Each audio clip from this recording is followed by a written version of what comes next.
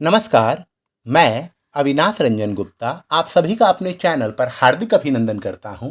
आज हम हिंदी साहित्य के मूर्धन्य कवि केदारनाथ अग्रवाल की एक लघु कविता माझी न बजाओ बंसी का अध्ययन करने जा रहे हैं। तो शुरू करते हैं इस वीडियो को। यहाँ देखिए, इस कविता से जुड़े कुछ महत्वपूर्ण बिंदु दे दिए गए हैं जिन पर हम एक एक करके विचार कर लेते हैं। सबसे पहले हम लोग आ जाते हैं कवि परिचय पर।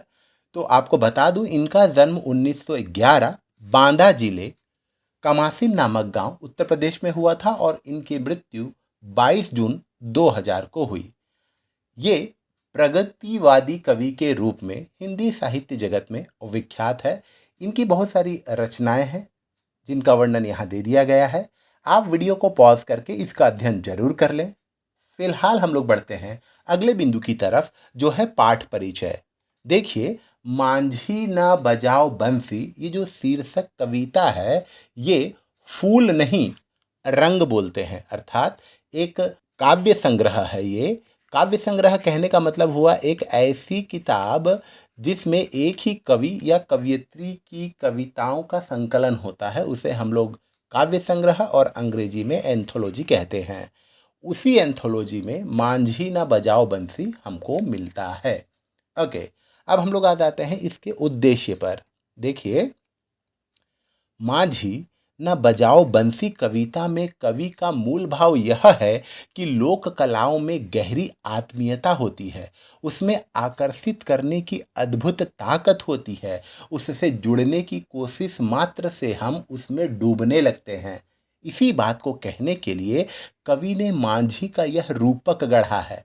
कवि कहते हैं कि मैं मांझी की बंसी की आवाज से अनासक्त अप्रभावित रहना चाहता हूँ, मगर ऐसा हो नहीं पाता। वंशी ज्यों ज्यों बजती है, मैं उसमें डूबता जाता हूँ। ये है कविता का उद्देश्य। अर्थात केदारनाथ अग्रवाल जी अपने इस लघु कविता के आधार पर हमें यह बतलाने का प्रयास कर रहे हैं कि गीत संगीत जो लोक गीतों और लोक संगीतों के रूप में राज्य स्तर पर, क्षेत्र विशेष स्तर पर, आंचलिक स्तर पर विद्यमान है, उसमें भी भरपूर सुंदरता है। ओके, अब हम लोग आ जाते हैं इसके अगले बिंदु पर, जो है लोक कलाओं को बढ़ावा। देखिए, इस लघु कविता के माध्यम से कवि ने यह अभिव्यक्त करने का सफल प्रयास किया है कि बेहतरीन कलाएं कहीं भी हो सकती है। भारत के कई राज्यों में वहाँ की सभ्यता और संस्कृति के परिचायक के रूप में गीत संगीत का जो भंडार है, उसमें भी लावण्यता और सुंदरता का प्राचुर्य विद्यमान है। इसे सुन लेने भर मात्र से ही हम इससे आसक्त हो जाते हैं। हमारी नज़रें और मन दोनों चुरा लेने की योग्यता रखता है ये लोक संगीत, लोकगीत। ध्यान दें तो पाएंगे कि राजस्थान के लोकगीत केसरिया बालम, आओनी पधारो म्हारे देश और घूमर घूमर, जो राजस्थानी नृत्य हैं, अंतर्राष्ट्रीय स्तर पर प्रसिद्धि प्राप्त कर चुके हैं। इसी के साथ अगर गुजरात राज्य का गरबा गीत, जो नवरात्रि के दौरान नृत्य के साथ गाया जाता है, और महाराष्ट्र राज्य का पवाड़ा वीरता और इतिहास से जुड़ा लोक संगीत है, जो अपना विशेष प्रभाव जमा चुका है। अतः हमें क्षेत्र विशेष या प्रांतीयता से परे अपनी सोच को विस्तृत रखना है और हर उस अच्छी चीज को अपना लेना है, चाहे वो किसी छोटे क्षेत्र से ही संबंध क्यों ना रखती हो। ओके, अब हम लोग आ जाते हैं कविता पर। देखिए, मांझी न बजाओ बंसी मेरा मन डोलता, मेरा मन डोलता है जैसे जल डोलता, जल का जहाज जैसे पल पल डोलता। मांझी न बजाओ बंसी मेरा प्रण टूटता, मेरा प्रण टूटता है जैसे तृण टूटता, तृण का निवास जैसे बन बन टूटता। मांझी न बजाओ बंसी मेरा तन झूमता, मेरा तन झूमता है तेरा तन झूमता, मेरा तन तेरा तन एक बन झूमता। अर्थात ये बोल रहे हैं कि तुम बंसी मत बजाओ, बंसी बजाने से मैं उसमें डूब रहा हूँ। ओके, अब हम इस छोटी सी कविता को 3 पंक्तियों में विभाजित करके खंडान्वय विधि का अनुपालन करते हुए इसे समझने का प्रयास करते हैं। देखिए, मांझी न बजाओ बंसी, मेरा मन डोलता, मेरा मन डोलता है जैसे जल डोलता, जल का जहाज जैसे पल पल डोलता। अर्थात ये मांझी को कह रहे हैं कि तुम बंसी मत बजाओ, तुम्हारी बंसी से जो मधुरतम ध्वनि निकल रही है उससे मेरा मन डोल रहा है। और मेरा मन कैसे डोल रहा है? जैसे नदी का जल डोल रहा है, और जल का जहाज जैसे पल पल डोल रहा है, वैसे ही मेरा मन डोल रहा है। हम लोग पिक्टोरियल एक्सप्लेनेशन कुछ इस प्रकार से कर सकते हैं। जल में उठने वाली जो लहर है, जो तरंग है, वो उसी तरीके से हिल रही है जैसे मानो कवि के हृदय में भावनाएं उमड़ रही हों। ओके, कठिन शब्दों के सरल अर्थ ये रहे। वीडियो को पॉज करके आप इसका अध्ययन जरूर कर लें। हम लोग आ जाते हैं संदर्भ और प्रसंग पर। मांझी न बजाओ बंसी शीर्षक कविता फूल नहीं रंग बोलते हैं काव्य संग्रह में संग्रहित है। यह उनकी प्रसिद्ध कविताओं में से एक है। कवि का विचार है कि कला माध्यमों में इतनी क्षमता होती है कि वह दूसरों को आत्मसात कर लेती है। मांझी की बंसी की आवाज के साथ कवि का आत्मसातीकरण इस कविता की विशेषता है। ओके, अब हम लोग आ जाते हैं व्याख्या पक्ष पर।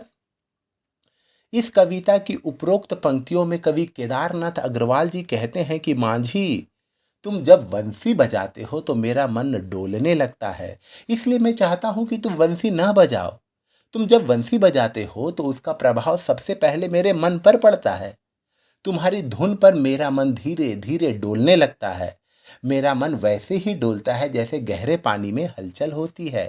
हिलता हुआ पानी इतने बड़े जहाज को भी डोलने को विवश कर देता है। इस दोलन में जहाज पल पल झूमता ही जाता है। अर्थात तुम्हारी बंसी की धुन अत्यंत प्रभावशाली है। कहने का तात्पर्य यह है कि संगीत में वो जादू है जो बड़े से बड़े को भी डोलने पर, झूमने पर विवश कर देता है। ओके, अब हम लोग आते हैं अगली पंक्तियों की तरफ। मांझी न बजाओ बंसी, मेरा प्रण टूटता, मेरा प्रण टूटता है जैसे तृण टूटता, तृण का निवास जैसे बन बन टूटता। अर्थात इन्होंने कसम खा रखी है कि मैं किसी संगीत से प्रभावित नहीं होऊंगा, लेकिन इस संगीत को सुनने के बाद मानो मेरा प्रण टूट रहा है। और मेरा प्रण कैसे टूट रहा है? मानो घास टूट रही हो। घास जितनी कमजोर होती है वैसा ही मेरा प्रण टूट रहा है। और तृण का निवास जैसे बन बन टूटता, और तृण का निवास जैसे घास से बनी झोपड़ी बार बार टूटती है, मेरा प्रण भी वैसे ही टूट रहा है। ओके, पिक्टोरियल एक्सप्लेनेशन कुछ इस प्रकार का हो सकता है। हम लोग आ जाते हैं कठिन शब्दों पर, जिसके सरल अर्थ यहाँ दे दिए गए हैं। संदर्भ और प्रसंग पूर्ववत ही है। हम लोग आते हैं सीधे व्याख्या पर। इन पंक्तियों में कवि कहते हैं कि मांझी, मैं चाहता हूं कि तुम्हारी बंसी की आवाज से अप्रभावित रहूं। तुम लोक के कलाकार हो और गवई शैली की कला तुम्हारी पहचान है। मैं नहीं चाहता कि तुम्हारी कला से एकाकार हो जाऊं। देखिए, यहाँ पर एक तरीके का व्यंग है कि कुछ लोगों को अभिमान होता है, गर्व होता है, झूठा दर्प होता है कि हम शहरी लोग हैं, हम लोग क्लास वाले लोग हैं, हम लोग इन छोटे क्षेत्र विशेष के गीत से कैसे प्रभावित हो सकते हैं। यहाँ पर एक तरीके की विडंबना है, और इसी विडंबना को तोड़ने का प्रयास, खंडन करने का प्रयास केदारनाथ अग्रवाल जी यहाँ कर रहे हैं, और कह रहे हैं कि मैं तो प्रण ले चुका हूँ कि छोटी मोटी चीज़ों से मैं कभी भी विस्मित नहीं होऊंगा, कायल नहीं बनूंगा, लेकिन मैं हो जा रहा हूँ। मगर क्या करूं? तुम जब बंसी बजाते हो तो मेरी प्रतिज्ञा टूटने लगती है। मेरी प्रतिज्ञा उतनी ही आसानी से टूटती है जैसे घास टूट जाती है, या घास फूस से बनी हुई झोपड़ी टूट जाती है। बार बार झोपड़ी बनाने की तरह मैं भी बार बार कसम खाता हूँ, मगर मेरी कसम झोपड़ी की तरह बार बार टूट जाती है। इसीलिए तुम बंसी मत बजाओ। हालांकि एक तरफ ये कह रहे हैं कि बंसी मत बजाओ, लेकिन चाहते हैं कि वो बंसी बजाए और मैं उसके धुन में स्वरित हो जाऊं, उसकी धुन में अपने आप को झूमने के लिए सहज रूप से छोड़ दूं। ओके, अंतिम पंक्तियां कुछ इस प्रकार है।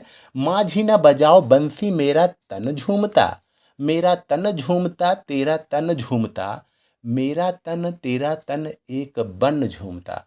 ओके, पिक्टोरियल एक्सप्लेनेशन कुछ इस प्रकार का है। कठिन शब्दों के सरल अर्थ ये रहे। संदर्भ और प्रसंग पूर्ववत है।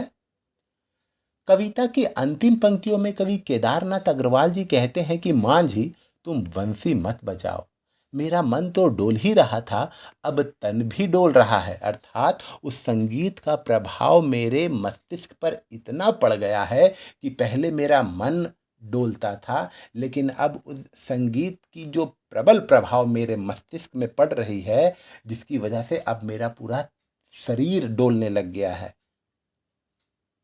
मन डोलना कोई देख ना पाए, मगर तन का डोलना तो सबके द्वारा देख लिया जाता है। मैं चाहता नहीं कि तुम्हारी बंसी की धुन के साथ मेरी एकात्मकता को लोग चिन्हित करें। अर्थात जो एलीट वर्ग के लोग होते हैं, जो so called hi fi society के लोग माने जाते हैं, वो जानते हैं कि वो जो कला है वो सचमुच अच्छी है, वो उससे रिझ भी जाते हैं, लेकिन अपने आप को रिझा हुआ दिखाना नहीं चाहते। समाज के सामने वो बड़े सख्त बनकर रहना चाहते हैं।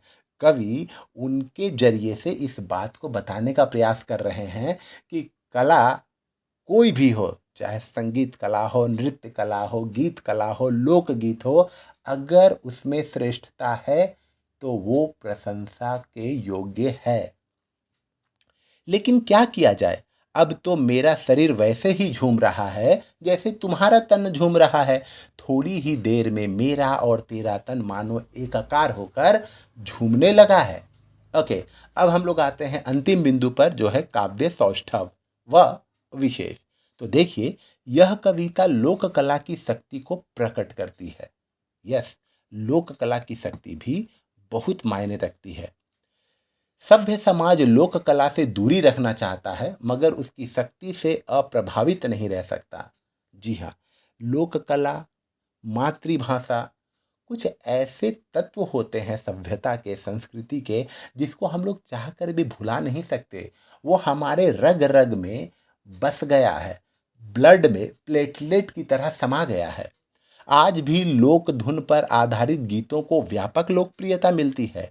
कई बार तो शहरी समाज जानता भी नहीं है कि वह जिस धुन को पसंद कर रहा है उसके मूल में कोई लोक धुन है। 25, 24 और 21 मात्राओं की तीन तीन पंक्तियों के क्रम से इस कविता का निर्माण हुआ है। पूरी कविता में तीन तीन पंक्तियों के कुल 3 चरण हैं। केदारनाथ अग्रवाल ने लोक जीवन के संगीत की शक्ति को मनोहर रूप से व्यक्त किया है। उनका ख्याल है कि प्रकृति के करीब रहने वाला जनजीवन अपने स्वभाव से इतना आत्मीय हो जाता है कि वह दूसरों के मन तक पहुंचने की अपार क्षमता रखता है। तो इस तरीके से हम लोग इस कविता के समापन पर पहुंच चुके हैं। उम्मीद करता हूं कि आपको मेरा ये वीडियो ज़रूर अच्छा और इन्फॉर्मेटिव लगा होगा। हम पुनः मिलेंगे किसी अगले वीडियो में। तब तक के लिए धन्यवाद।